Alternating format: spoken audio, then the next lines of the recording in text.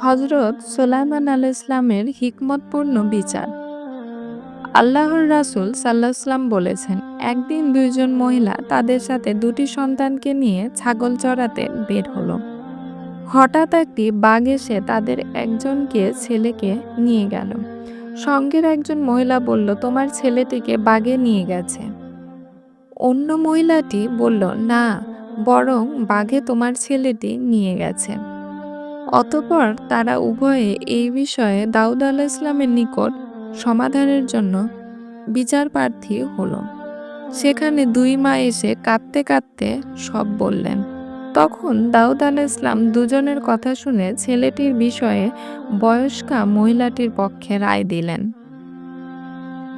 তারপর তারা উভয়ে বেরিয়ে দাউদ আলাইহিস সালামের পুত্র সুলাইমান আলাইহিস সালামের নিকট গেলেন এবং তারা দুজনেই তাকে ব্যাপারটি জানালেন।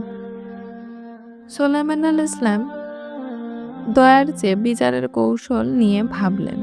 তিনি বললেন, ভালো কথা, যদি দুজনেই সমান দাবি করো, তাহলে একটা কাজ করি। একটা ছোরা আনো। আমি শিশুটিকে সমান অর্ধেক করে কেটে দুজনকে ভাগ করে দেই। একথা শুনে অল্প বয়স্কা মহিলাটি বলে উঠল, তা করবেন না। আল্লাহ